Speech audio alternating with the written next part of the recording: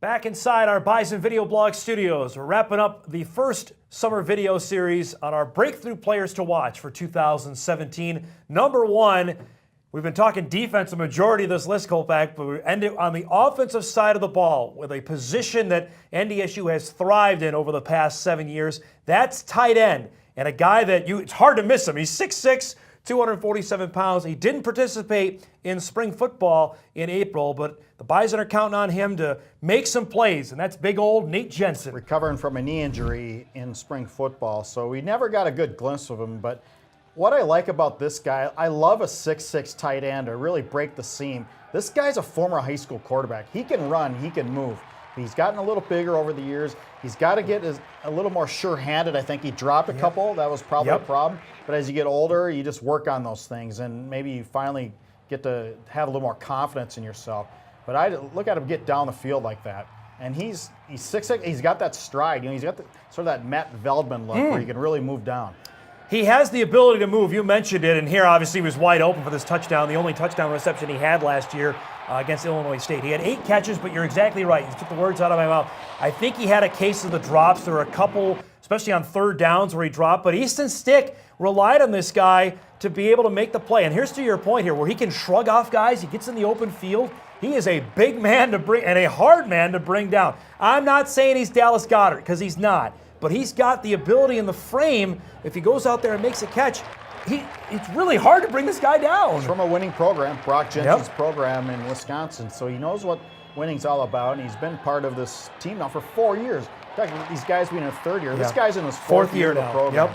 And so this is a time to step up, shed that injury image. I mean, you got to get rid of that stuff, obviously. Have a good summer, and then come in ready to contribute. What makes you think that he's our number one on this list? When I'm going to throw out 2 guys in Connor Wentz and Jeff Ilias. Ilias led the Bison in touchdown receptions last year that also played that same spot. Well, keep in mind, it's a breakthrough player, not the best player. Okay. But I think a breakthrough guy, here's a guy that can possibly, when it comes to the red zone with that kind of frame, you're talking possibly 5, 6, 7 touchdowns, and that's a difference maker.